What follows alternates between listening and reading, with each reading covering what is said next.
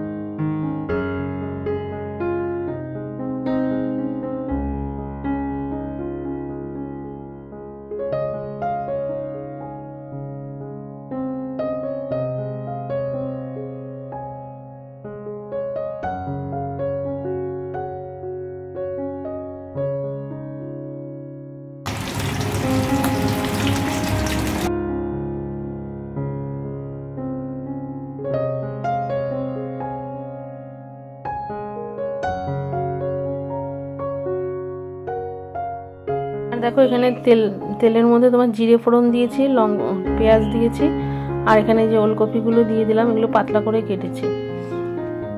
আর আলুটা ভাতেই দিয়েছিলাম আর কি, সেদ্ধ, আর সেটা ভাতের থেকে তুলে নিয়েছি, দিয়ে তারপরে আর নতুন আলু না, যতই তুমি ভাপ দিয়ে নাও না কেন, পরে একটু তরকারিতে দিলে কেমন শক্ত হয়ে যায়। তো সেই জন্য ভাবলাম যে ভাতেই দিয়ে দিই, অনেকক্ষণ থাকবে, তাহলে একটু নরমও হবে। আর এখানে জিরের গুঁড়ো, ধনের গুঁড়ো এগুলো দিয়েছি। আর এখানে এই যে আলুটা মাছের নুন হলুদের মধ্যে দিয়ে রেখেছিলাম, তো তাতেই মাখা হয়ে গেছে, নুন হলুদ দিয়ে মেখে নিয়েছি। আর সেদ্ধ করা আলু তো, সেই জন্য আর খুব একটা ভাজবো না, একেবারে ওলকপির মধ্যে দিলাম। ওলকপিটা তো একটু ভাজতে লাগে, সেই জন্য ওর মধ্যে দিয়ে দিয়েছি।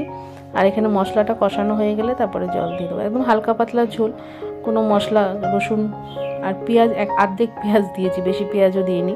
আজকে মশলা একদমই কম দিয়ে রান্না করছি আর কি। আর এখানে দেখো, মাছগুলো ভাজা তো হয়েই গেছে, আগে কড়া করে ভেজে নিয়েছি। এখানে দেখো, মশলাটা পুরো কষানো হয়ে গেছে, আর আলুটাও ভালো মতন ভাজা হয়ে গেছে, ওলকপিটাও ভাজা হয়ে গেছে। আর কাঁচা লঙ্কাগুলো পরে চিড়ে দিয়েছি, শুকনো লঙ্কা দিইনি। আর একটা টমেটো দেবো ভেবেছিলাম, তো আমি ভুলে গেছি, টমেটোটা আগে কেটে রাখিনি, তো সেই জন্য মাথায় ছিল না। এদিকে শাশুড়ি মা খেতে দাও করছে, ওনাকে দিয়ে দিলাম খেতে। আর ওনার খাওয়া হতে হতেই অর্ধেক খাওয়া হওয়ার পরে বসেও রয়েছে, আমি মাছের ঝোলটা করে ওনাকে দেব।